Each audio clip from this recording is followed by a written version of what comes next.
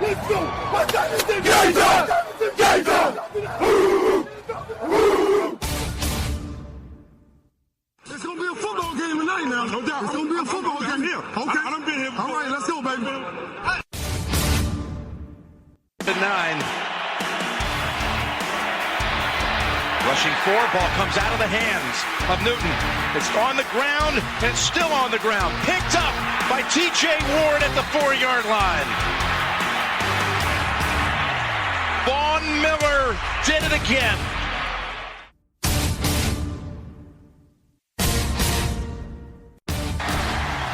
Alabama back on top of the college football world. Ladies and gentlemen, football to football.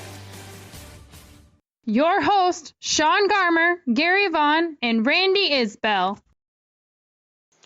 Hello and welcome to another Football to Futbol, and we continue our 2016 NFL off-season analysis here with the Pittsburgh Steelers and the Baltimore Ravens as we go into the AFC North with this show and the show on Thursday, so you can pretty much guess the two teams we'll be doing on Thursday already.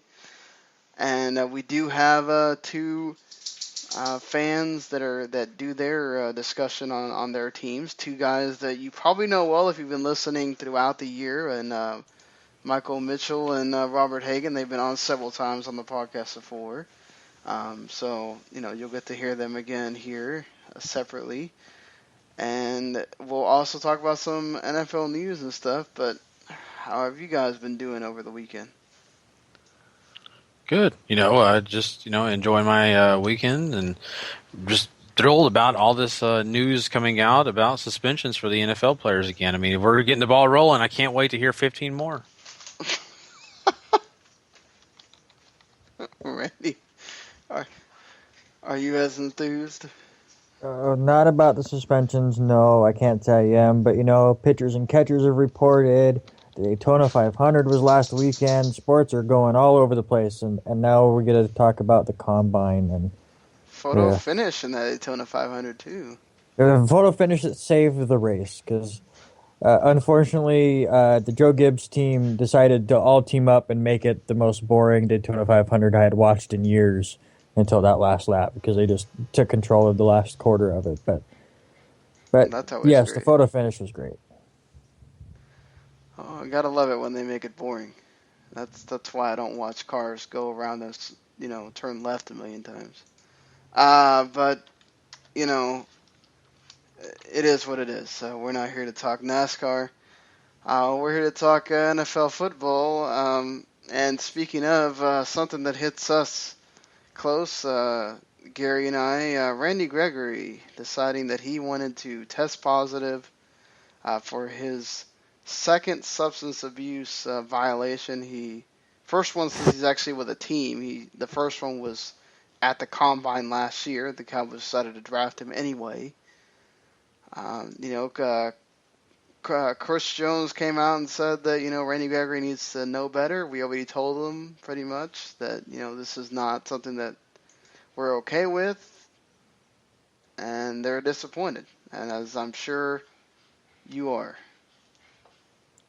It is disappointing, and you really expect that this guy had kind of cleaned up his nose a little bit here and stopped doing these type of things. But he's young, he's impressionable, and you just don't know what is going through his mind. He's admitted to the team, he's admitted to the media, and anybody who will listen that he does have issues, and he's emotional. He's been diagnosed with bipolar disorder, and honestly, he's admitted that marijuana has helped him. It is kind of a medication to him, and he's had to find other medications besides that. But I think there could have been a situation we don't know about where he decided he was stressed out so much that he had to have it, or maybe he just can't break away. I mean, it's an issue for a lot of people. It really is. And, there's an outcry in this country, in the United States, if you live there, for it to be legal, because there are so many people now that really believe it needs to be a lifestyle that they can't live without it, and he's probably one of them. Am I worried? And a lot of people say you should be worried, especially if you're a Cowboys fan. One of your top draft picks is, going to get out of the league because of drugs. No, I'm not, because Von Miller had this type of suspension around this time in his career. Am I going to think that this is the next Von Miller? No, but I'm just saying that there couldn't be an upside here compared to the negativity.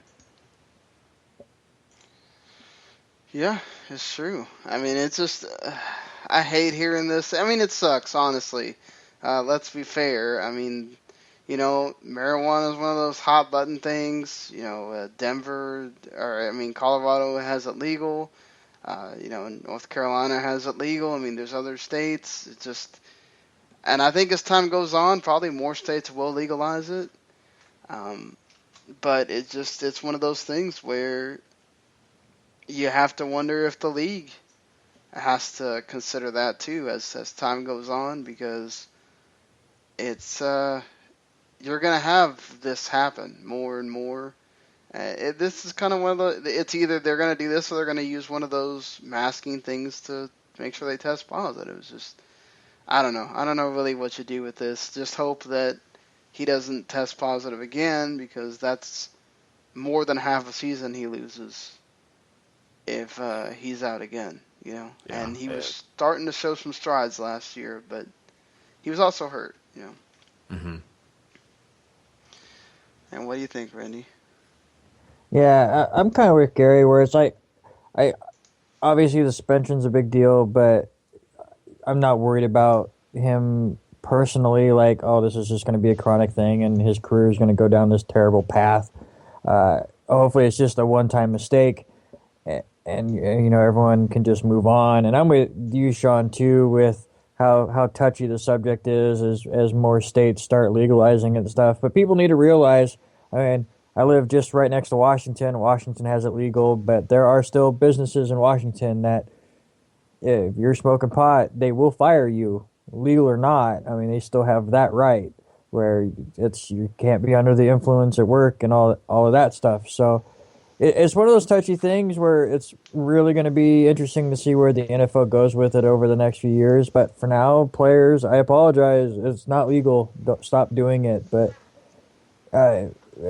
people are going to push it. They're going to keep trying, especially these young kids that, have grown up where pot is such a huge thing. So I don't see it being a chronic thing. I don't see it being where you have to worry about him being suspended for a whole year or anything like that. But a shitty situation indeed. Yeah, and another guy that's been suspended, I did not talk about this with Robert because I kind of read this late after we did the interview, but one of his Ravens players, Nick Boyle, a backup tight end who only caught 16 passes last year, suspended 10 games for his second time of PED use. If you're the Ravens, is it really worth keeping him when you got Max Williams, you got Crockett Gilmore, and you've got Dennis Pitta possibly trying to come back? I think it's a dumb move on his part, for certain, especially with those guys. Pitta, was a big guy for me. I was always a fan favorite for Pitta, but you got to look at the competition and look at the situation you're putting yourself in. And to miss 10 out of your 16 games, that's over half the season. That's a lot of time to miss, and you never know what this team's going to do. They may draft another tight end. They may sign somebody, and before you know it, you're out of a job. So I just think it's a bad move.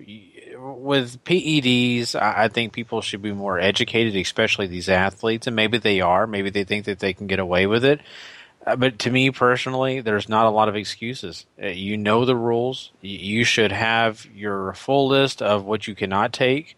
And if you don't know if a certain substance you want to take has it, you need to get it tested. You need to talk to a professional. To me, it's no excuse. Yeah, you have people that are on every team that's their job is to answer those kind of questions. So definitely no excuse, especially when you're in that position. Unless you're one of the elite tight ends, they don't care about you. They can switch people out all the time. You see it every other week where new tight ends are playing on different teams. So really dumb. Yeah, and something, talking about unexpected things, the Rams cut Chris Long, James Laurinaitis, of course, the son of two famous wrestlers that's pretty much all they were talking about when he was drafted. And then Jared Cook also getting released as well. Jared Cook had his issues during the year. He dropped a lot of balls. Kind of pretty much knew he was getting dropped. But Chris Long has been a guy that's been very steady for them. James Laurinaitis, the team's leading tackler, and he's not even 30 yet. He was totally shocked by this because he was being asked to go to LA and do media stuff for them. Even Chris Long was going to have a $14.25 million cap hit, so that's probably why on him. But combined, it's going to save them almost $24.5 million on the salary cap. So you can see why they did it. Laurinaitis hasn't said anything about whether he wouldn't think about re-signing with the team or whatever, but it still kind of hit him hard. I mean, what do you think about just dropping all these guys here? It just kind of shows the part of business that is the NFL, where they're going to have to make some of these big moves to create as much cap space as they can to rebuild. I mean, the Rams thought they were going to have something, bringing in Nick Foles, and they were really going to start contending, and they got completely surpassed by Arizona, as well as still being far behind Seattle. So they're looking at it as they are many steps away. So create as much cap space as you can and restart, really. Yeah, I think it's a good plan. It really is, because really the process that they've had for the last 3 years has not worked. It's not been successful, and if you have to clean house a little bit and start over, it's got to be the right thing to do. Just the success rate has just not been there for them, and these three guys, they have a lot of potential. Cook may be the less out of the three, but I still think that he's got some ability. I mean, heck, we were just talking about the Ravens and the tight end situation. He could be a guy that they go pick up for a decent price and have a pretty good dual, tight end situation. And of course, I'm already kind of booking these guys for different teams. I'm already sending their airplane tickets out to them. I think Chris Long would look great in some black and silver. Just go over there and just, enjoy the glory that his dad did a little bit there. So, but no, this is interesting, but this is just the way the NFL works. I mean, this is business, and, as much as you may like somebody, it's all about the business. I think, the Laurinaitis one is a little bit kind of bugs me a bit, just because, he had done so much for that team. Chris Long had been, wasn't as steady this year as he had in the past. And I think when you have that much of a big cap number and you're not producing at the pace that deserves that cap number, I think you're going to suffer that loss. But the Laurinaitis one, I think it's going to hurt them a bunch. He was their, captain on defense. He was just, he meant a lot to that team, and I think that's going to hurt him. But we'll have to see. You could maybe find somebody in the draft to help kind of ease that up a bit, and whatever happens with that. But moving on from there, something that we've already talked about here, the Combine, which is coming up here pretty soon. It's been on record that many of these coaches do not like the fact that they feel players are basically getting ready for the drill that they're going to be in, or the drill that they know they're going to excel at, that they naturally excel at, and that you don't really gain a whole lot out of learning the fact that somebody got a 4.4 40 or whatever, that they learn a lot more out of the medical evaluations and maybe personal workouts and things like that.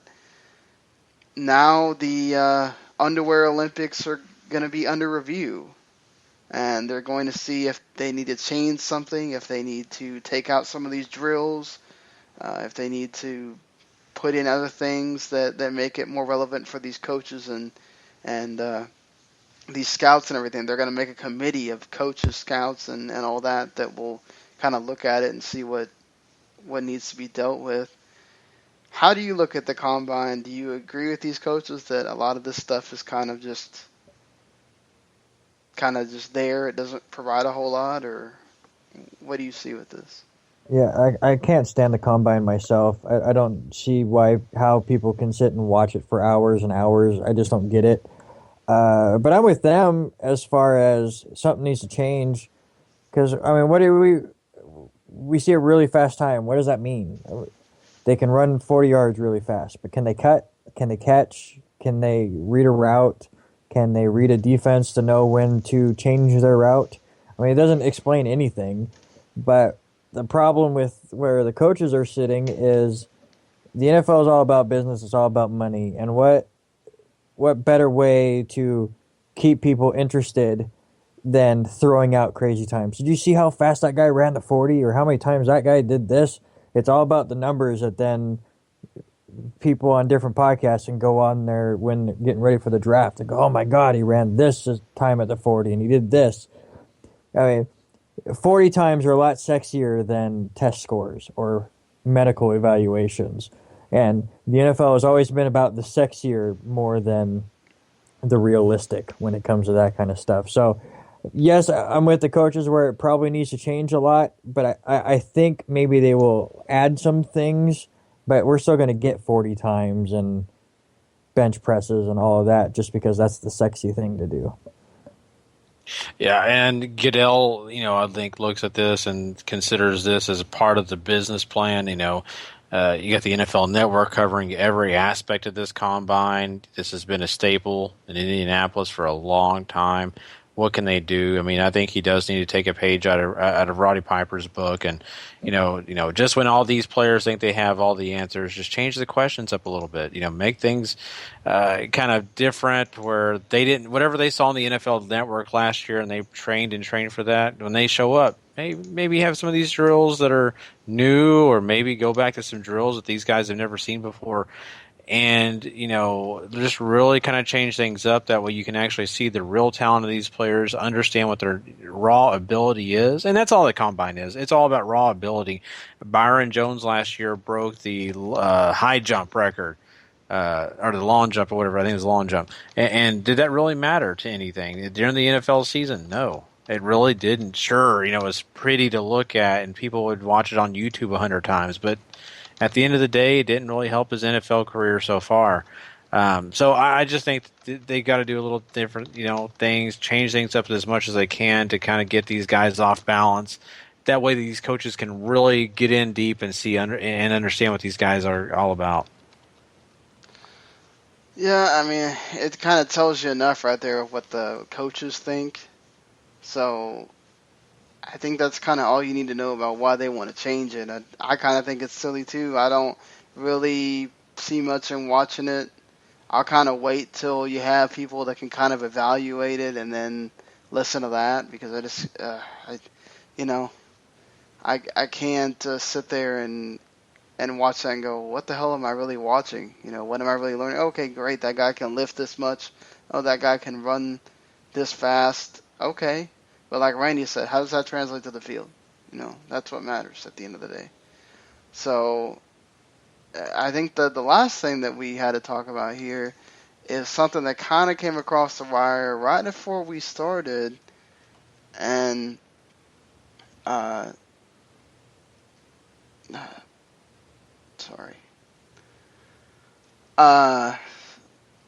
NFL had apparently withheld money from the players, and they withheld about $120 million in ticket revenue from this shared pool that also goes to the players, which is about $50 million in salary for them.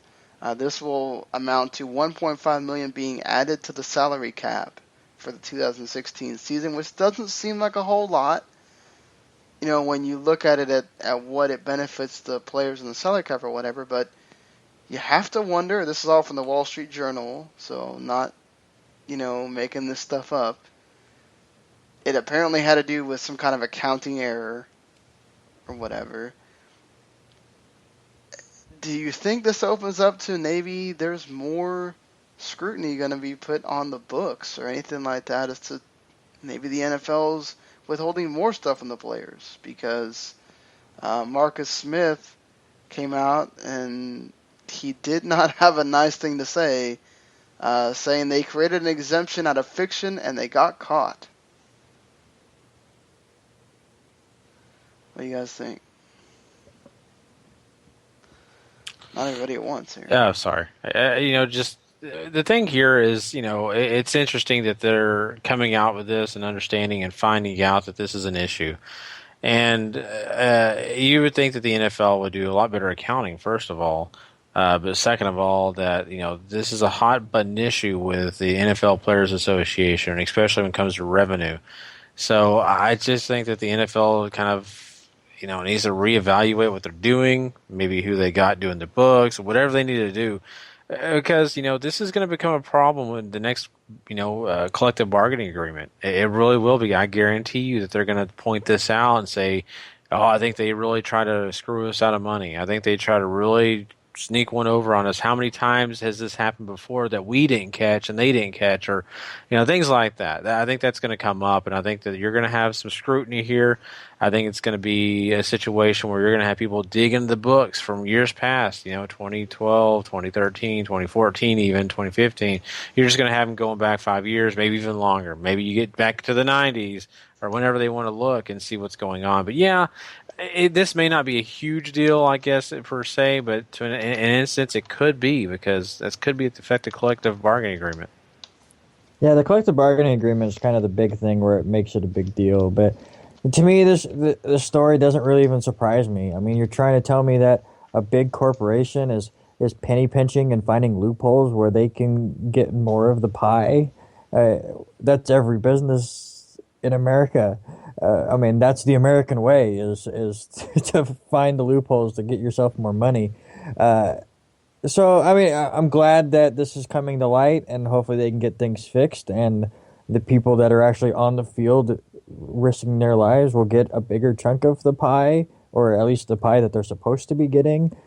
But that's kind of the big thing, especially when they came out with the report that Roger Goodell got $32 million this year to be the commissioner, and then you had all this extra stuff to it. It's going to put the spotlight on Goodell and the NFL front offices as far as getting things right and getting the money where it's supposed to. So it's a good thing.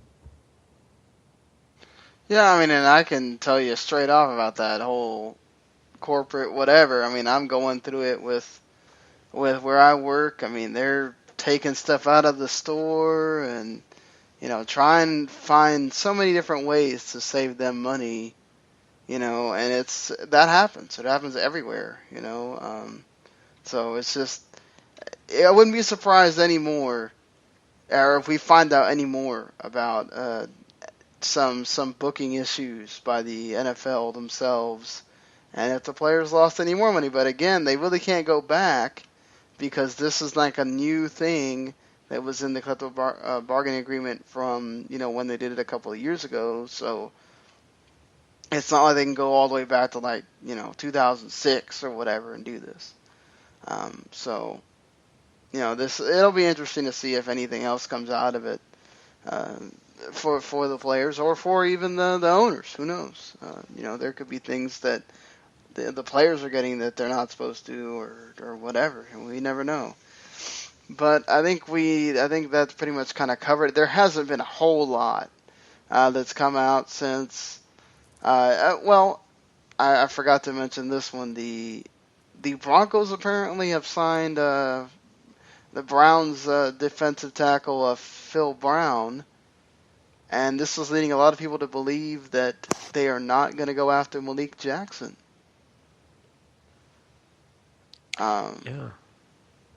Yeah, I mean, it is kind of interesting, isn't it? It's, to me, it's a flag, I guess, out there that people need to kind of pay attention to. But you never know. These guys kind of have a plan, I think, at times. Maybe the coaches like this guy and think he's just a depth guy. But I don't know. It's interesting. Yeah, I can see it where now people are trying to figure out where they're going to go next with the roster spots. But this could either be the replacement or this could be the safety net if they're unable to get a deal done. I mean, it can go several different ways, and that's the fun part about the offseason. It's seeing the moves that are getting made and then seeing where it's going to lead through all the other moves. Yeah, and sometimes you sign these guys early because you're thinking, if I can get him early, I can get him to agree to a deal that I like.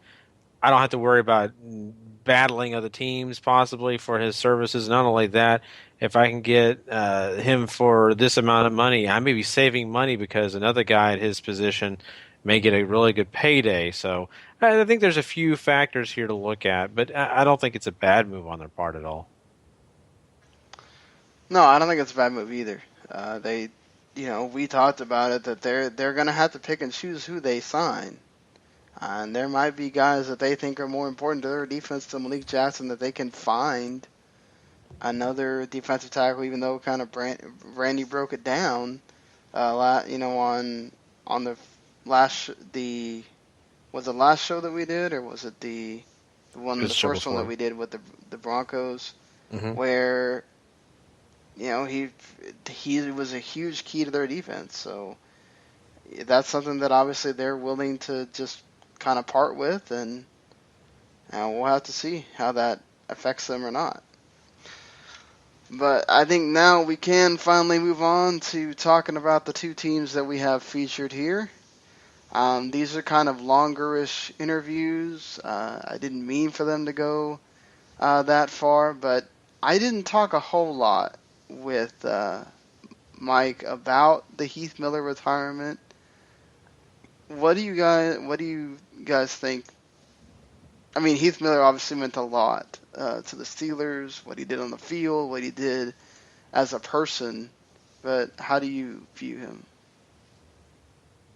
Yeah, I mean, the guy is 33 years old, so, I mean, the news that wasn't surprising, but, I mean, especially for Steelers fans, it will hit hard.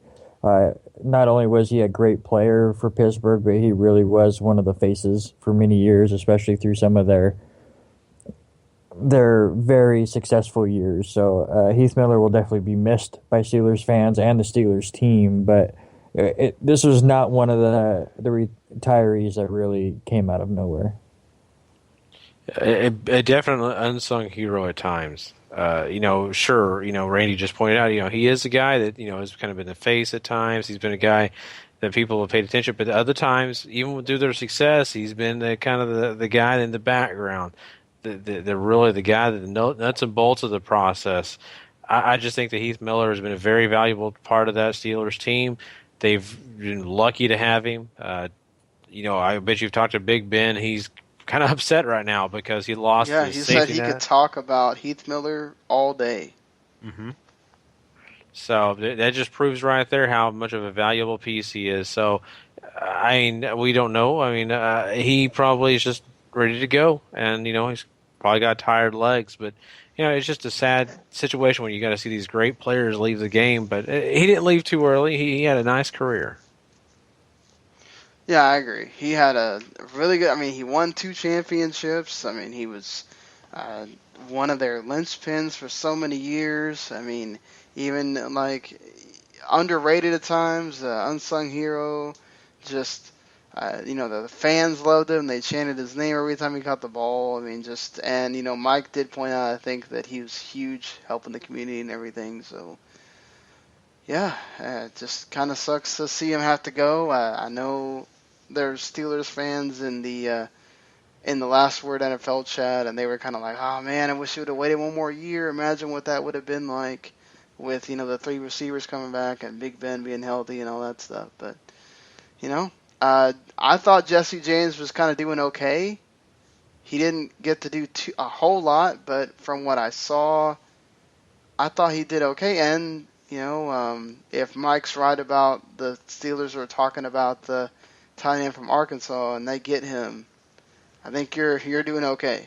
He was, if not the best tight end, certainly one of the top best tight ends in all of college football last year. So, all right. So Here's Mr. Mike Mitchell talking about the Steelers, their season from last year, what they need in the offseason, and some guys that they're looking to re-sign possibly. So, like I said, it's a good 20 minutes, but whether you care about the Steelers or just an NFL fan, he gives you a lot of stuff to discuss here. As I sit here and realize that I'm going to have to stall because I forgot to actually click the button to put both of their interviews in here. Here we go. All right, so we're here.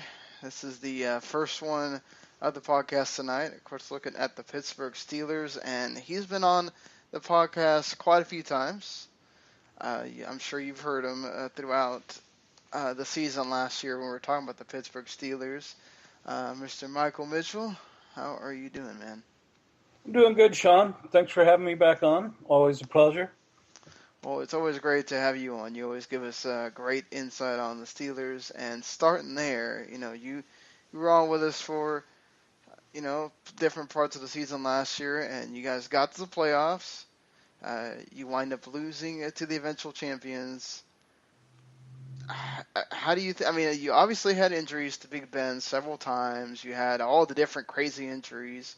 Antonio Brown getting knocked out right before that big game. So how do you feel the season went?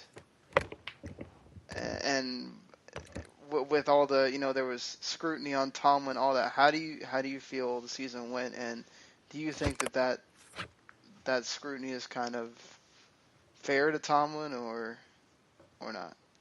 Well, the scrutiny on Tomlin, you wouldn't get that scrutiny with hardly any other team in the NFL, to be honest. If you look at his record as a coach, it's about as good as anybody else in the league, save maybe a Belichick.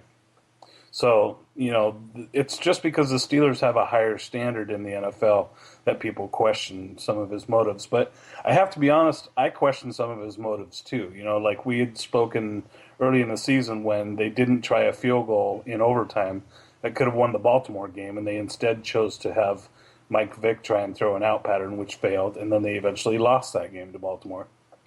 So I do certainly question some of his in-game decision-making, especially under pressure situations. But I can't deny the fact that he gets his team up to play. It seems like they're motivated to play. They don't lay down. He's kind of got that coward type mentality where he can keep guys motivated. What do you say about just the season in general? I thought, I think obviously that offense is dominant if it could ever stay healthy. This is the second year in a row that Bell has been out and not been able to play in the playoff games, which it would sure be nice to see what he could do if he was actually there. And, even despite, losing to Denver last year or this last season, I think they would have won that game if they had Antonio Brown. That's my own personal opinion. They did need to run the ball with that kind of receiving core. And, people might forget, they played Denver in the middle of the season that year, and they hung up 24 unanswered in the second half. Granted, it was in Pittsburgh, but I really think that game might have been a lot different if Brown was there. So as far as the season goes, I thought they gave away a couple of games. They had no business losing to Baltimore twice. They should have won at least one of those games. And the fact that they lost to Baltimore that second game really, made me wonder, what exactly are you playing for? That game was obviously critical, and we can thank the Jets, and I'm sure Randy will appreciate, the Jets basically coughing up the playoffs the last game of the season. But, the Steelers kind of backed in, and then they played against Cincinnati, as we all know. Vontez Burfict decided to take his shot at Brown and knocked him out for the following week. And I think that ultimately, probably cost them their chance at the Super Bowl. What do you think about that hit? Lots of people, were saying, legal, all that kind of stuff, and he winds up getting what he got. Yeah, I think that hit 20 years ago and before that, nobody would have even thought twice about it. I think 10 years ago, you'd have had some people saying it was a yes and a no, and maybe he gets fined, maybe he gets suspended for a game. I think now, though, with the NFL putting so much onus on head injuries and with all the concussion issues that have been happening and the lawsuits pending against the NFL and some that have been settled over those head injuries, I think he had time to change, the trajectory that he took. And it's hard to question the fact, with all the things that Burfict has done over the last couple of seasons, we've all seen the highlights of his hits, twisting guys' ankles, all of these different things he's done. It's hard to think that he didn't have, malice intended for Brown when he put that hit on him. Yeah, and I mean, like you said, it's not like we haven't seen Burfict try to hit other guys or anything like that. But, your track record speaks for itself. Exactly. You think that the amount of games and everything he got is fair, or? I think the amount of games is fair based again on his track record. I think he started stacking some things up there, and eventually you stack them too high, and they all fell over on him. That's kind of how it looks. He could have suffered suspensions. He's been fined before. He knows the league is watching him. Now he's on the biggest stage in a primetime game in the playoffs, and his actions throughout that game were a little bit questionable.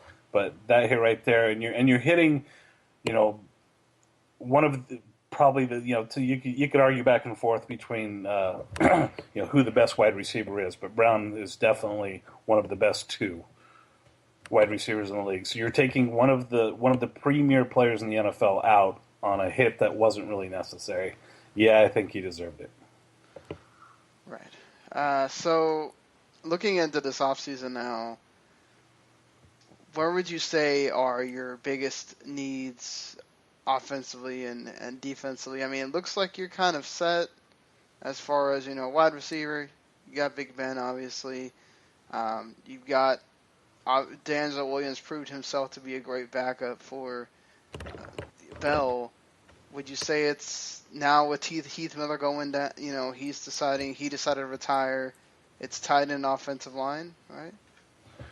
Well, they've got a young tight end named Jesse James who they're developing, and I think they have potential there, but he's still young, so we don't know. But the thing is, even throughout the years, the Steelers usually give their tight ends at least a year, maybe 2 years before they really throw them out into the mix. I mean, there's been some exceptions, like an Eric Green, if you want to go back, 25 years ago, that guy was just an absolute monster. But, usually they prefer to develop their players. But their choices right now are only Jesse James and Matt Spaeth.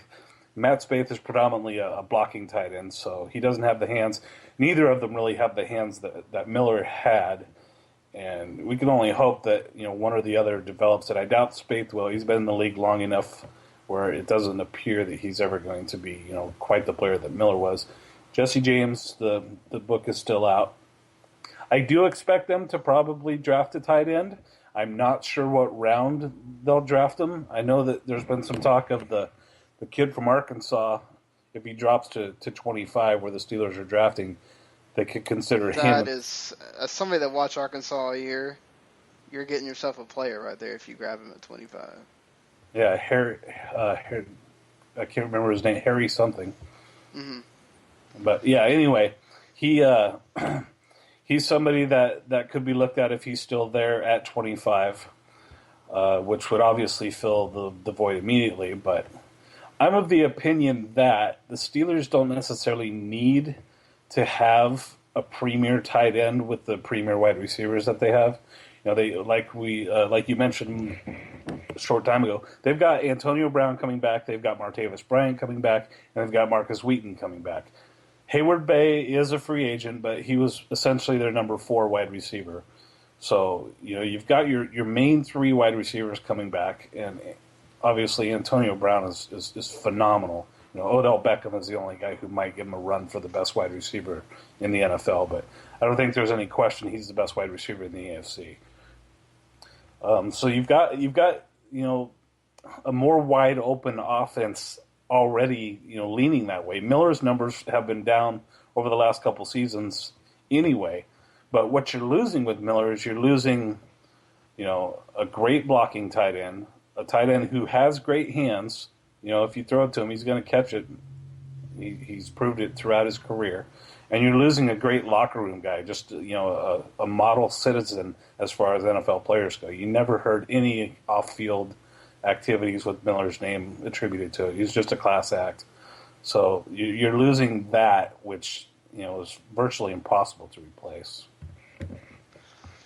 So when you look at let's look at the defensive side, what do you think they're lacking in here?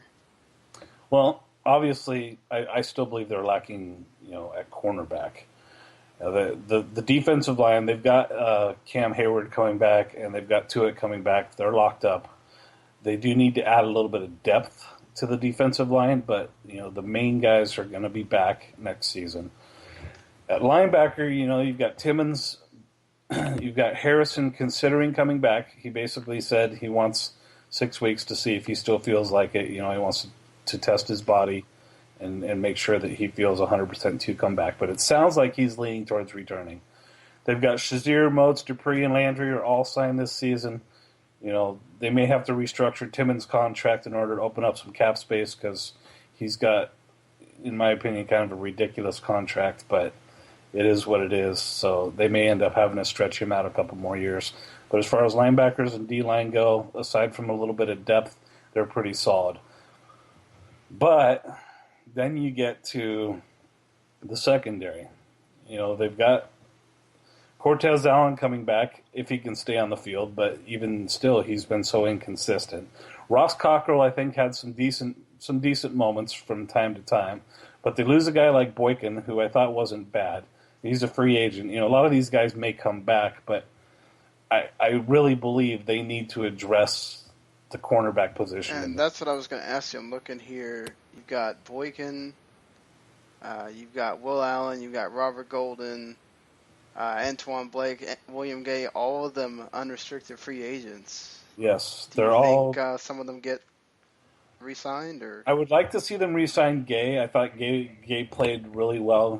His name aside, haha.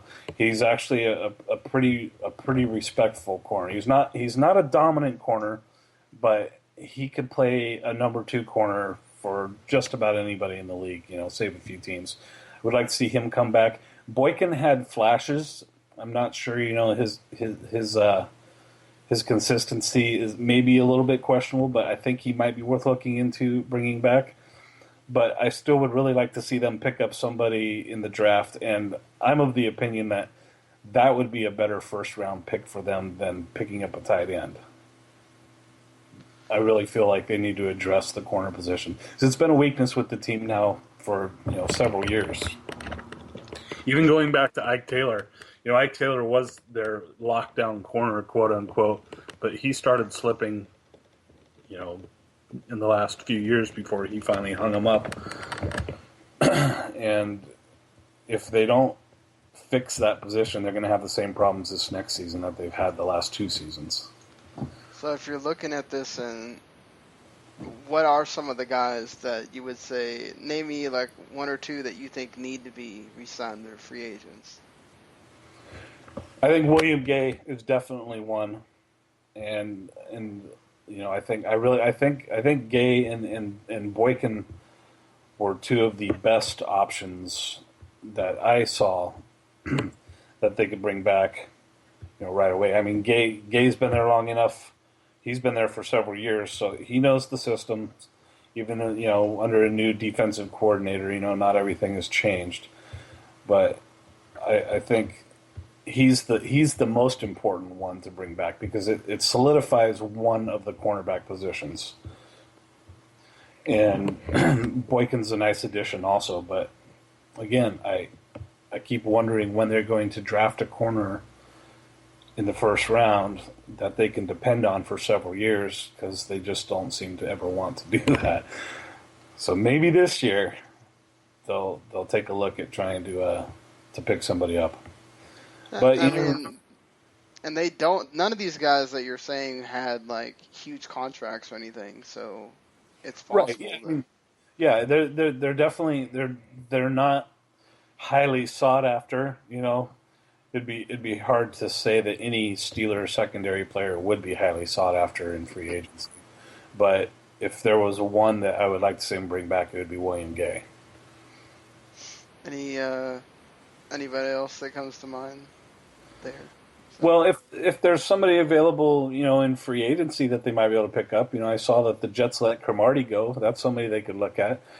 I think the Steelers have a good enough I think they have a Super Bowl caliber offense if healthy.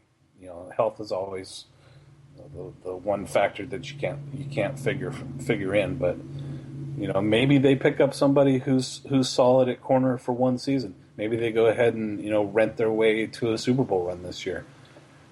And as we were talking about the injuries to Le'Veon Bell, which we didn't really go over that much, but this is 2 times now he's missed the bulk of seasons or had an injury that was serious enough to take him out for an extended period of time. And when he's on the field, he's amazing. Especially, I play fantasy football. I imagine you probably do too. I know Randy does. He's actually in the same league as me. Le'Veon Bell will kill you in fantasy football. He just puts up numbers. And he's a great outlet for Ben when he doesn't have anything downfield. He can create his own, he's got good moves in the open field. And I would love to see him stay on the field. But if he can't, now you're looking at D'Angelo Williams, who actually made it a lot longer this last season than I thought he would. And D'Angelo Williams has had a history of being injured year after year after year, and he not only did he fill in admirably, he filled in well. He's one of the top 10 backs in the league when he was on the field, and part of that can be attributed to the fact that teams had to respect the passing game so much. But I thought D'Angelo Williams played really well, but he's another guy who has injury questions. So at running back, you've got greatness, but it's very questionable durability-wise. I don't think it's too difficult to think that if you're in a second or third round, you can just find a running back and get him. Well, they've got Fitzgerald Toussaint, who obviously had a terrible fumble in the Denver game in the playoffs, which the Steelers were ahead. They're driving to potentially put the game away. I can't see Manning coming back from 2 scores down against many teams, but he hasn't had to. He didn't have to this postseason, obviously. But that's a guy that they're evaluating, and if there's ever a player who would want to make amends for last season, it would be him. He knows that fumble was costly, so there is a little bit of depth there. But yeah, I could see them taking a flyer on a guy in the second or third round. But the Steelers have changed their offensive policy so much from 10 years ago when it was ground and pound with Bettis. Their style isn't like it used to be. It used to be 3 yards in a cloud of dust, and now it's high flying, 50-yard pass play offense. They're a big play team now. Yeah, you're right, but it definitely helps them when they have that versatility to give it to Bell or D'Angelo Williams to make sure, we can't just go straight after Big Ben, Absolutely. Bell makes teams pay. When he's on the field, their offense is Super Bowl caliber and possibly the best offense in the NFL, possibly. Well, I think you kind of answered all of our questions here on our off-season analysis thing that we're doing. So I want to thank you again, Mike, for helping us out. And yeah. You bet, Sean. I appreciate it. And, like I said, anytime. Sure. We You want to call him a left-hander, just let me know. Yeah, for sure. Well, we'll probably be doing another one of these going around once the draft is over to see what everybody thinks about their draft and everything. So it won't be too long until we call on you again. All right, Sean. I appreciate it. All right, sir. You have a good night. You too. Take care.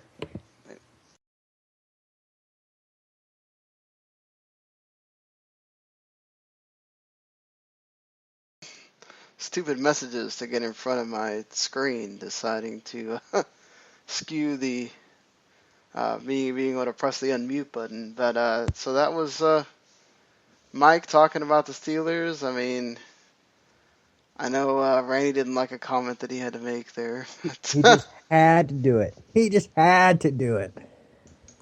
Oh, the talking about the Jets. Yeah. Oh boy. I had to just rub in the wound just a little bit more. The wound's still there? Yeah, absolutely. It's still there. Oh man. Wow. Yeah, this the whole interview was pretty good, and it was nice to really get in a little bit in depth and some insight on someone who follows the team closely. And I agree with quite a few of the things he said here, and I love the fact that he's totally on board with. I was speaking heavily in the preseason of this past season was that this secondary for the Pittsburgh Steelers. Non-existent, really. Yeah, you could put a few names back there people recognize and know, but they proved that they were not up to par. They couldn't take care of business, and I think that was the biggest problem with this team. I really feel like if they would have had quality secondary, someone who could have at least halfway take Polamalu's spot, which they didn't have, they just really were not able to take over games and really help out that offense, because the offense did fine even without Le'Veon Bell. Le'Veon Bell was a big part of his conversation there, but D'Angelo Williams did just fine. No, honestly, it made Le'Veon Bell kind of look bad in a way, because it was almost like, oh, you're not here? Well, who cares?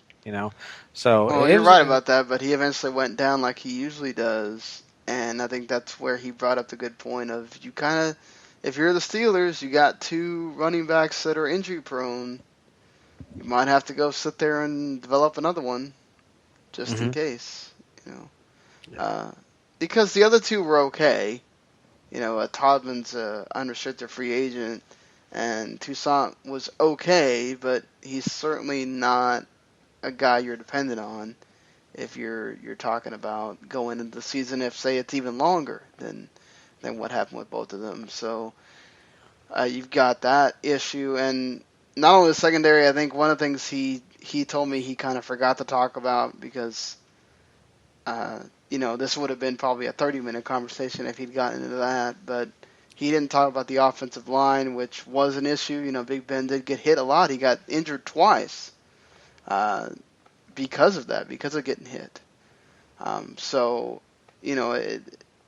Doug Legursky, Byron Stingley, those guys. Legursky's probably going to get re-signed. He wasn't making a whole lot. You have to wonder how much you can really ask for. You also got a Mike Adams who's unrestricted, so there's certainly going to have to be, and Ramon Foster, their left guard, he's unrestricted as well, and he was one of the ones making a little bit of money. So you have to wonder if they're going to be looking at that. If they don't go tight end, do they go what Mike was saying? What do you think about that? Do you go with the secondary player, like Mike said in the first round? Do you try to go for that best player available if that tight end is there? Or do you go offensive line? I would go best player available as long as it's part of the secondary or offensive line. I wouldn't go in we're going for this exact spot. You can pass on tight end a little bit. They need to replace Heath Miller, but when you're looking at what they need most, tight end is kind of down on the list. Totally agree with what he was saying about the secondary and the help there. And yes, when you have two injury-prone running backs and an injury-prone quarterback, offensive line is definitely a place you need to look at. Yeah, and that's going to be a theme in this entire series we're doing here with all 32 teams. Offensive line is very important.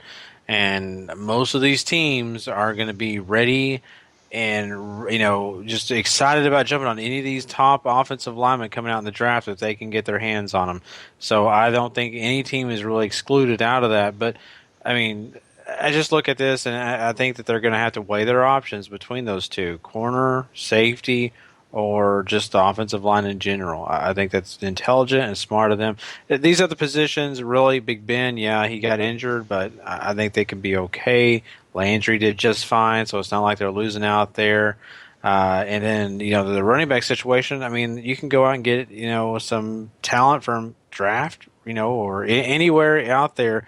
There's a running back that'll be ready and available. It may not be great, but, there you go. And you still have Joseph Randall you can sign on that roster, and I hope they do.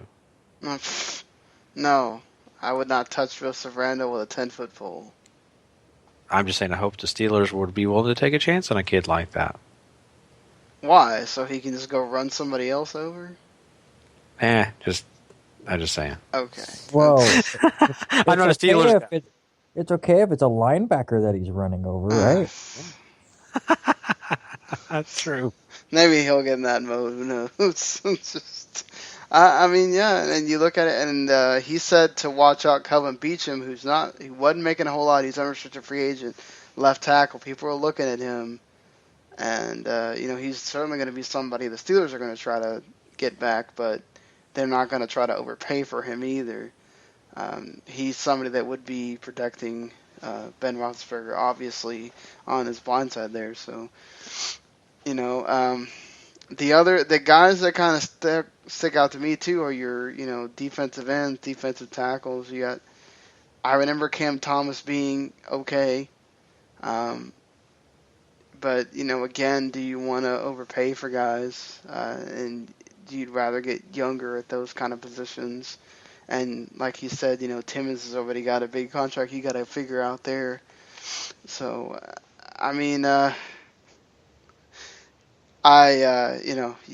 thankfully you did not. My dog apparently had decided to start barking. I didn't hear him. He heard him. I couldn't hear it in the recording, thankfully, because he was going to make a bad joke that probably would not have gone over well about, involving a certain player that was on that team last year. Oh, So, I'm pretty sure Michael Vick's not going to be back with the team. Yeah. If I'm the Steelers, I thought other than dropping the ball a little bit, if you don't have to overpay for Hayward Bay, I think you could probably get him back at a nice price to kind of just round out that receiving core. And you have 4 solid guys there. That you're very comfortable with, and the only thing you'd have to, but the thing is, like we said, I think their biggest deal. We can look at the secondary, and it's a huge deal for the Steelers. It's a problem they've had for years. But I think your biggest deal right now is, and it's a big deal for the Packers had this problem, the Seahawks had this problem. You're gonna have to protect the guy that is throwing the ball for you more than anything else, because the Steelers already showed you protect Big Ben or you give Big Ben some kind of time, he's going to throw it all over the field on you, and you're not stopping him. So, or you're at least going to have a very hard time stopping him if you don't get to him. So, yeah. Anything else you guys want to I think just kind of to sum it up is, they have 2 big things that they really need to work on, secondary and offensive line, and they only have a little over $8 million in cap room. So it's going to be some finagling, cutting some extra players that we just don't see coming right now, and a lot of draft picks that need to be used correctly, and guys that we've just missed off the radar. So I think if Pittsburgh wants to get all of those things fixed with this year, they're going to have to pull some magic, but they're very solid, especially on offense, and are definitely going to be a playoff contender no matter what they do. But it's about finding those pieces that are going to help you get that extra step or 2 forward and make another Super Bowl. Yeah, and I think the third phase of this team, the special teams unit, had some problems last year, and I think they could probably improve on that. and I think they're going to be working on that. So that's another phase of their game that has kind of let them down at times. And maybe this year, if they can get things, at least they found a good kicker. So. Yeah, exactly. That a good kicker, that definitely helped them. And then there's some other phases of special teams that they kind of had a few issues. So I think they'll be fine, though. This team is not one of those teams that continually makes the same mistakes. Usually they kind of fix things. It's just injuries have really affected them. All right, so I think we can now move on to talking about the other team that we have on the docket for today, the Baltimore Ravens. And this is another 20-minute conversation here with Robert Hagan, who we've had on the podcast several times. And here we go.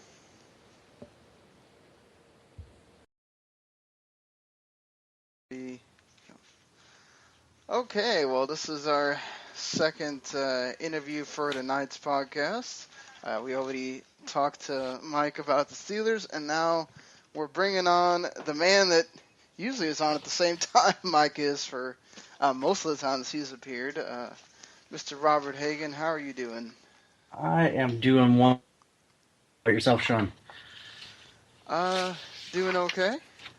I guess. Just okay. Come on now. What do we got? Like 24 weeks till football season starts back up? Yeah, that's true. Not it'll fly by as fast as we don't even think about it, really.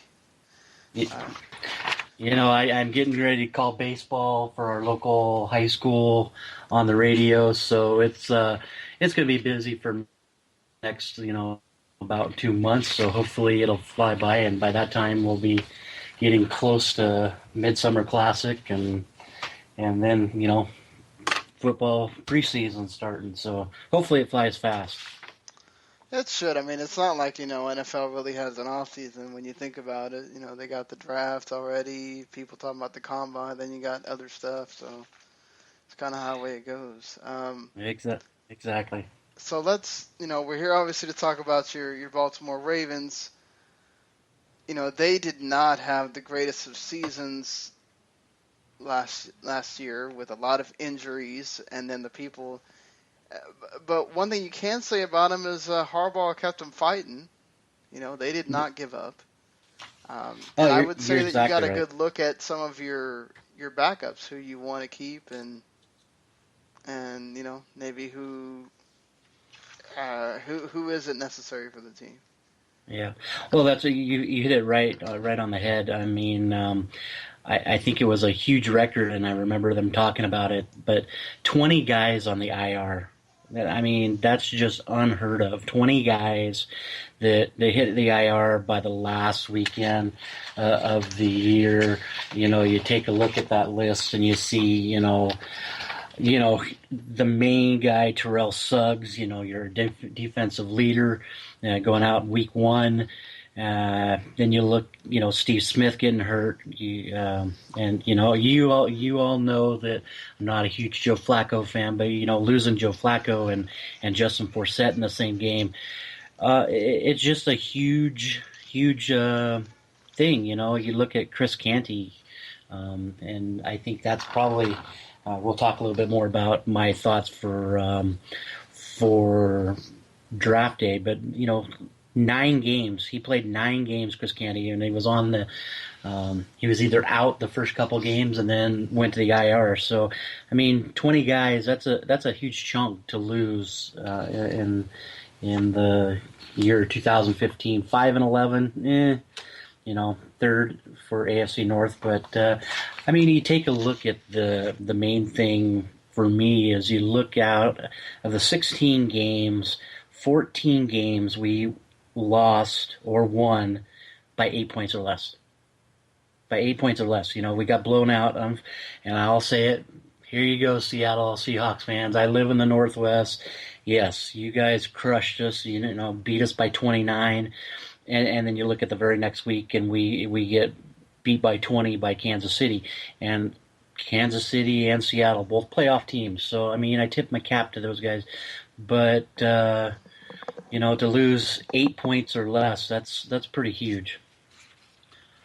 I think the other thing that kind of killed us too, and I know, on one of the other podcasts I had said something to Randy, and Randy cheered with us, but, when you give up 122 penalties, 1,153 yards total, I mean, that's a huge chunk for that many in penalties. So, I mean, there's a lot of things that went wrong this year, but you're exactly right. Harbaugh kept them in it. Try to stay positive. Am I a huge fan of the coach change, at the beginning of the year with bringing in Mark Trestman? I'm not a huge Mark Trestman fan. We saw what he did in Chicago, and, I don't see him being that guy for the Baltimore Ravens. But Dean Pease, had the deep a little bit, to keep us in the ball games for 8 points or less for 14 games. I mean, that's a huge feat. So, yeah. I mean, you pretty much broke it down there about your team. I mean, at some points I felt like they were trying to compete with the Chargers as to how many people they could lose all at once. But, they stepped through it, and you definitely had certain players that stepped up, and one of those to me, and he's an unrestricted free agent for this season, Kamar Aiken. He was certainly the lead guy, especially when Steve Smith went out, and he worked with all the quarterbacks. He was, and that's the thing, he started 14 games for the Ravens, he played in all 16, but to become that guy on the outside. But if you look also, he led all receivers with 5 touchdown grabs. I mean, that's 5 touchdown grabs for Baltimore Ravens, Joe Flacco to throw to. He did have some issues with that, and we went through, look at how many quarterbacks we went through, Joe Flacco, the first 10 games, and then we go back to our backups, and we look at, Matt Schaub for 2 games. He goes 1-1, wasn't quite the fix, and then you go to Jimmy Clausen, 0-2 with Jimmy Clausen, and then we get Mr. Let's miss the plane, Ryan Mallett, and we go 1-1 with Ryan, and so there's a lot of things, but I think Kamar Aiken is that guy that we're going to look up to, and you're exactly right. He is going to be I know he's going to be a free agent, restricted free agent, but he's got 3 years under his belt. He's not a super tall guy like the rest of the guys. You got Marlon Brown, who's 6'5". He's also going to be a restricted free agent. But, I thought he was going to make a bigger splash this year, and it just didn't happen. But you're right. You look at the guys we lost. You look at Campanaro. Campanaro hit the IR on week 5, and Perriman, who was supposed to be, and you remember I talked about him huge in preseason, and I thought Rashard Perriman was going to be the man. He never took a snap, this year. But I am happy. Steve Smith is saying he's going to come back. I think he's got a chance to teach some of these younger guys how to play the game. So I'm optimistic for 2016. Yeah, no, I mean, that's a big thing, too, is, all these guys you mentioned, you can probably get, say, a Marlon Brown or Kamar Aiken for not a whole lot of money that you got to sit there and spend on them. And then you bring back Steve Smith and Rashard Perriman, hopefully, with that time off, stays healthy now. And you've got a nice group of receivers there for Joe Flacco to throw to. Yeah, I mean, I agree with you 100%, but the key thing, the other guy that I think made a difference towards down the stretch, because you look at Mallett throwing to him, was Chris Givens. Chris Givens did make, that fourth-year guy. Wasn't the biggest, but he was a quick little guy. I think he could easily be the slot guy to be right behind Steve Smith and fill in those places. So I am excited about our receiving core. So hopefully they get things situated with that. So let's look at your going now into the off season, looking at where do you think you need positions filled the most, whether it be in the draft, whether it be free agency, what do your team needs? Well, I think, first of all, there's a couple guys we need to look at that, franchise tags has, what is it, March 1st, is that right? No, the franchise tag is on, they end March 1st. Yeah. Right. And I really think they're going to throw the tag on Kelechi Osemele, offensive tackle for him. He's wanting, 13, 14 million a year. So I think that's where the franchise tag might end up. I really think that they're going to get Justin Tucker signed. He was awesome this year, like he has been, and for many years he's doing extremely well. Last year, I think he hit, if I remember right, he hit every one of his PATs. And I think he was like 32 or 33 of 40 for field goals. And so what little bit of offense we did have, I think Justin Tucker was the one that kept us in the ball game. So I think that's a huge thing for Ozzie. To get Ozzie Newsome to get signed for in the off season, and try to get Tucker signed for a long-term deal. Whether he gets Gostkowski money, or if he gets that type of money, who knows? But I think Tucker will get a deal done. Do you think he deserves that kind of money? When you look at the stats, and I was looking at that this morning, you and I were talking, and he accounted for 128 points this year, and I'm looking at the stats right there. I was right, 33 of 40. He hit 82% of his field goals. The couple that he missed was plus 50 yards, and he missed one between 40 and 49. So 7 field goals missed out of everything he did for the year. I think that's huge, and I think that's a positive thing for John Harbaugh to get him locked up for a couple more years.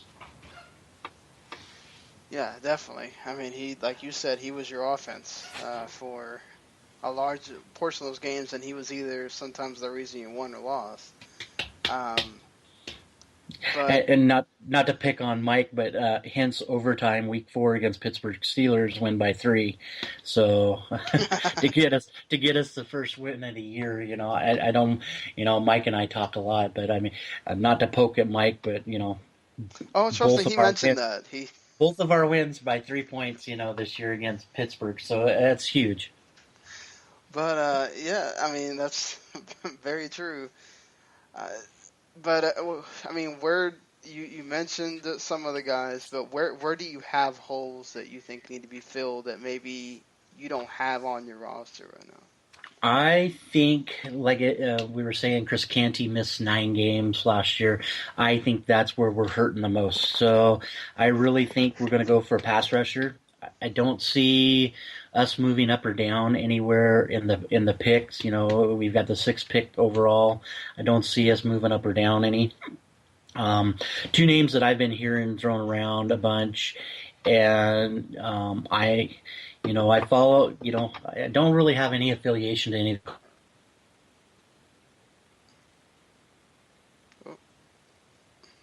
Did I lose you there?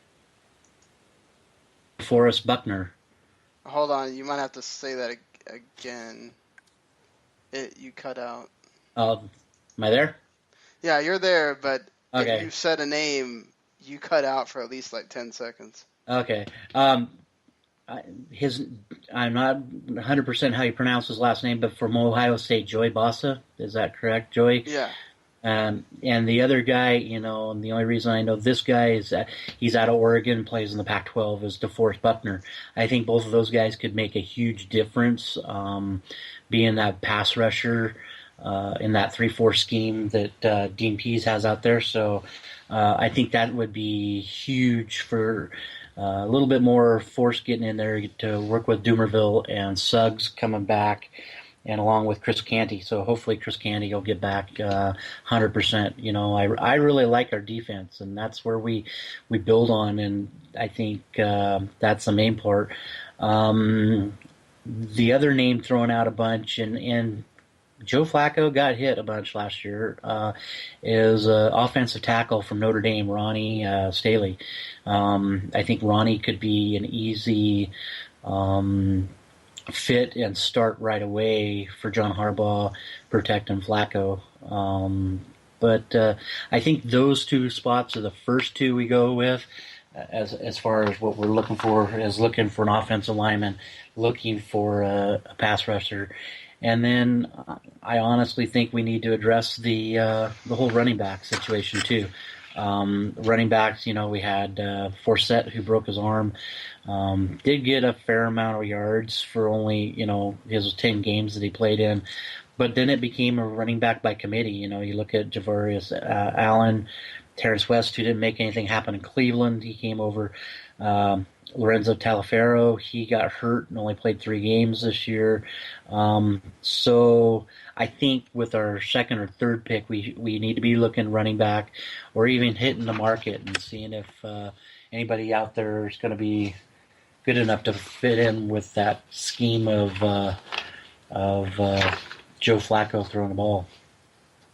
Yeah, I mean, and especially Taliaferro was a guy that everybody was looking at saying, oh, he's going to be one of those sneaky guys to look at, one of those sleepers, and then he gets hurt, and you think they already kind of go away from him and draft somebody else?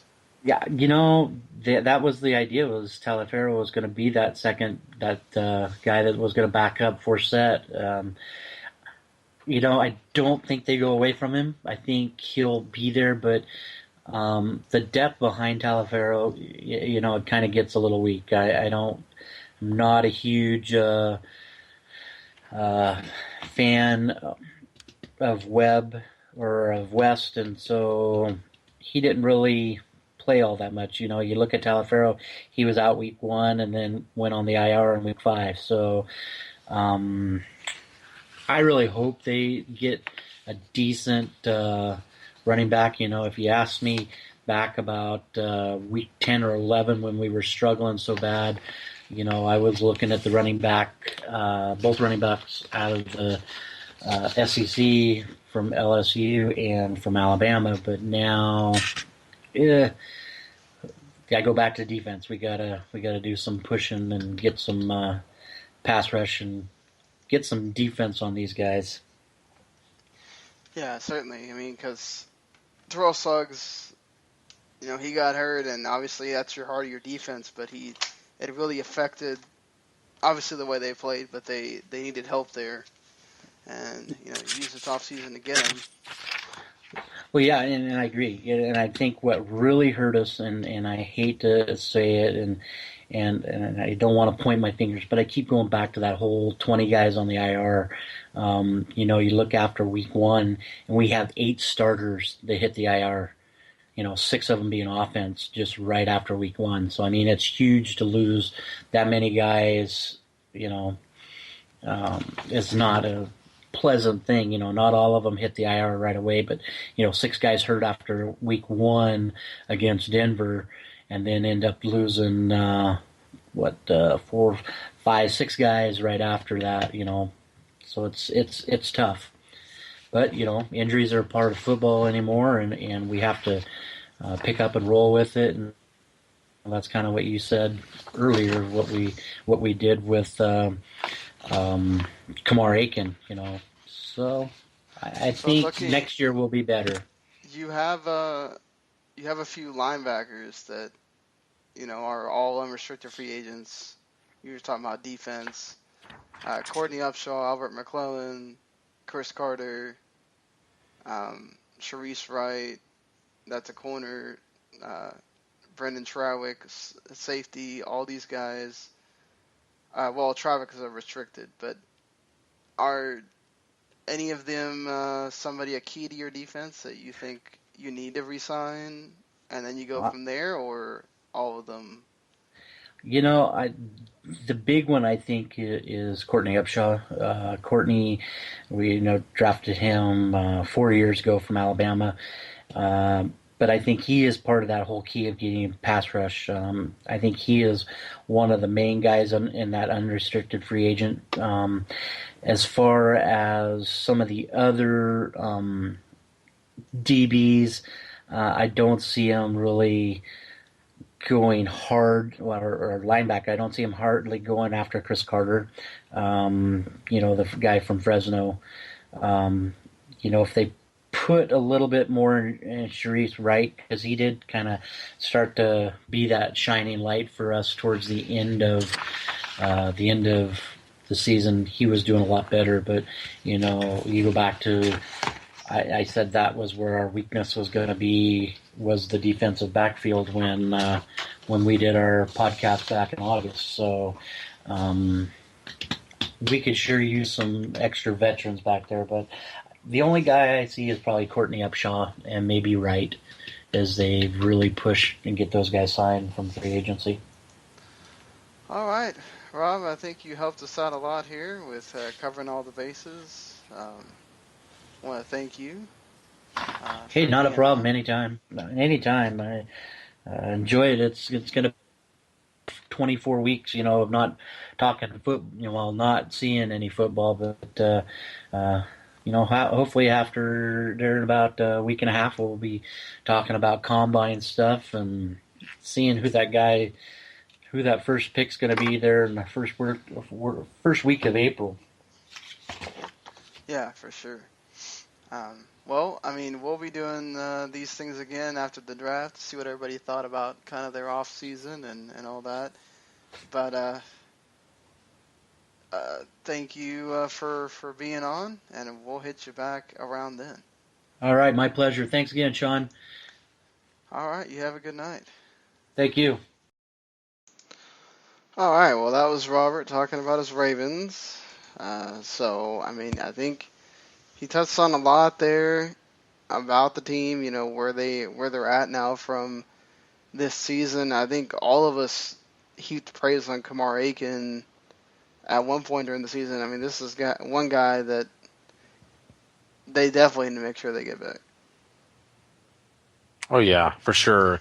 He's definitely a guy that's going to help if Steve Smith shows back up and plays, because it's just going to be that 1-2 punch they could definitely use. And Flacco definitely was a fan of his. You could tell the rapport they were starting to get. So I think this guy is one of the must, keeps. He's a guy that you can't afford to lose, especially for the situation you ended up in last year where he had to be your number one receiver, and he handled it just fine. So these guys are rare. You got to keep them when you find them. Yeah, once Steve Smith went down, Kamar Aiken not only was their number one wide receiver, he was like their only offensive weapon they had there for a while.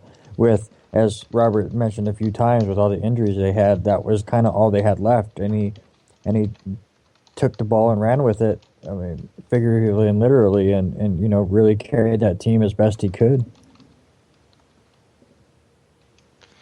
Yeah, I mean, and then you look at it, and where do you think that they?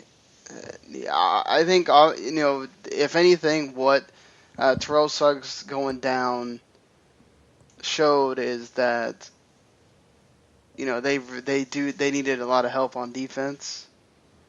So I think getting Courtney Upshaw back is going to be a pretty big one for them. But I think that's kind of where they need to head in the draft as well.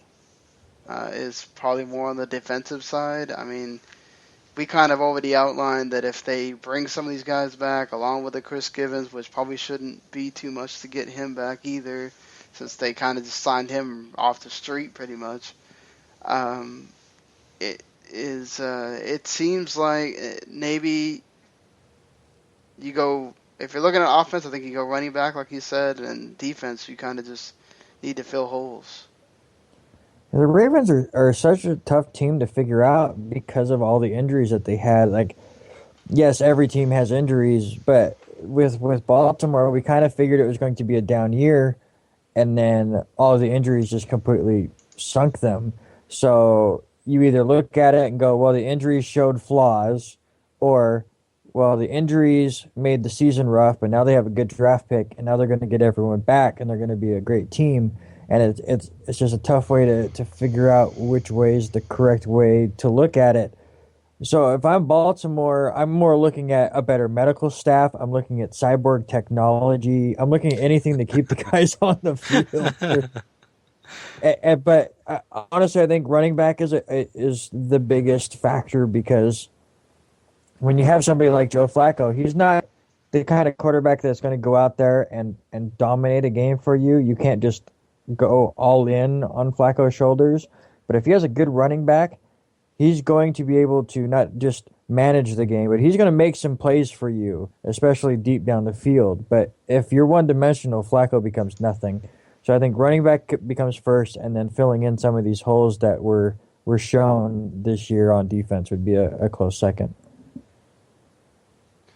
Yeah, and I could definitely agree with that, Randy. And, looking at this team just overall, I think they got some talent in just different areas, and the offense is a little bit more talented than that defense at times from what you see at points. I think the defense just does – it needs to keep those core pieces, but it does need an overhaul in some other areas. And I think that's a team that has just really thrived at defense, and just over the years it's just kind of fallen apart, and it's time for them to get some of that back and get that luster back and draft guys, go in free agency, do whatever you got to get to do the job you want to do, and that's play Baltimore Ravens football. That's defensive football. Yeah, and for many of these years, even with Ed Reed back there, and when he wasn't there, they're kind of weak in the secondary there, so that's something they need to look into. And because, Suggs and Dumerville have been kind of their linchpin. Suggs goes down, the team suffers, obviously, but, even then it kind of became Dumerville or bust, really, for the Ravens at some points. And even then, the Ravens' defense was still particularly strong. It's not like they just completely tanked. A lot of what they lost, the major pieces, was on offense later in the season. And even then, Flacco made it work, with whoever he had out there. So you have to give him that. And I think overall the team is still kind of in an okay position. They're not – you've still got good pieces in the right places. It's just about kind of filling the holes and maybe thinking about things for the future for some of these guys that are getting on the older side. Because they always with John Harbaugh, just he showed that it doesn't matter what this team looks like, he can make them fight, he can help them get things along, and as long as that spirit stays with the Ravens, you can't ever count them out, especially in that division. But is there anything else we want to touch on here, or you think we kind of covered it? I think you pretty much did cover all the bases, and really this team, is going to be centered around two parts, and really the first is Flacco. That's why you got to keep all the pieces to at least leave him with some success, even if you don't, get all the pieces you want in the offseason. Maybe you don't get all the draft picks you want. At least some of these pieces you're going to keep around him. Hopefully can keep him afloat and keep him going. And the other one is the defense, and hopefully that will also improve. I just think that this Ravens defense has got a little bit more taller of a task to climb and to a mountain to climb, and a few issues that I think that we just talked about the Steelers. I think the Steelers have a little bit more leg up right now, and it's going to be up to the Ravens to really get ahead of the game here. Yeah, agreed. So I think that pretty much does it for this episode of the show. Check back with us again on late Thursday night, Friday morning for sure on demand, as I know who I need to go talk to. Hopefully both of them are available in the time frame that we have here, and we'll have them both on. Chris Asbrock, who's been on a bunch of times before talking soccer. This would be the first time I think he'd be on talking football with us, and we've tried to have Sam Beckenstein on before. I can't remember right now if he actually got to be on once. He might have. He's a Browns fan, so hoping I can talk to both of them because they definitely know their stuff. very much like Mike and Robert, and both of them are professional writers out there in the field. If not, I'm sure I know I can find some Bengals fans. I might have to go searching out for the Browns fans. But again, this gives you, the listener, the chance that if you're a fan of a team that we have not covered yet, we haven't gotten your division, and you want to come on and talk about your team and you're knowledgeable about your team or whatever, hit us up at Futbol on Twitter, at futboltfootballpod@gmail.com. You hit us up there. Wherever you'd like to let us know, hey, I want to be on and talk about my team. It's totally good with us, So, all right. Well, just make sure if you enjoyed the show, go hit that subscribe button on your whatever podcast thing that you use. Go hit the rate and review on iTunes and Stitcher to let everybody know that why they should listen as well, because we'll eventually get to their team with this series, and then we'll be talking about the draft where we talk about all the teams in one. And then, of course, you can go find that W2M Network on YouTube. You can find it on iTunes. You can find it on wherever. If whether you're a fan of other things, whether it's Randy's backlog busting, or whether it's Gary and I doing the wrestling podcast, or whatever, you can have them all in one feed. And we've added another wrestling podcast just last week. We're hoping to add a few more things. We're in talks with some other people. So it's the thing is growing, and all you have to do is subscribe, and you get all those things in one, and you can pick and choose what you want to listen to. And they can also thank you to our partners in lastwordonsports.com as well. Those guys are great, and our partnership with them has been very successful, and we really appreciate those guys. And so we want to do those guys a shout out, along with just letting everybody know, if you want to make sure you do catch us, do exactly what Sean said. The W2M Network, there's so many podcasts that you're going to miss out on if you don't subscribe to that. So do that. If you love sports, you like wrestling, you like video games, trust me, this is the network to have. Yeah, and Randy, tell everybody what y'all are doing over there on the Backlog Busting show. Yeah, Backlog Busting is in a very busy time right now. Actually, our next podcast that comes out next week will be our 1-year anniversary. So we're getting some fun stuff going there. Mario Maker Mondays is back on YouTube. We're editing a few more YouTube shows, including one that will be involving my 7-year-old son Chase. Had him play a few video games with us. And we have a huge event next Thursday, 24-hour live stream on Twitch, trying to donate some money for the Extra Life Foundation. So if you're interested in video games or just want to help out, check out our website, backlogbusting.com, for more information, and definitely check out our Twitch channel come next Thursday. Yep. And if you're listening and you're we do have a video games podcast, so hopefully we're going to get back to doing tomorrow after I get off work at some point, talking about more games that we've been able to play, and obviously the gaming news that's been going on right now. And of course, you can listen, if you're a big wrestling fan, we have about 4 different wrestling podcasts you can listen to, offering a variety of different things. But, the flagship, Wrestling the Max, we just had our WWE Fastlane 2016 review you can go check out.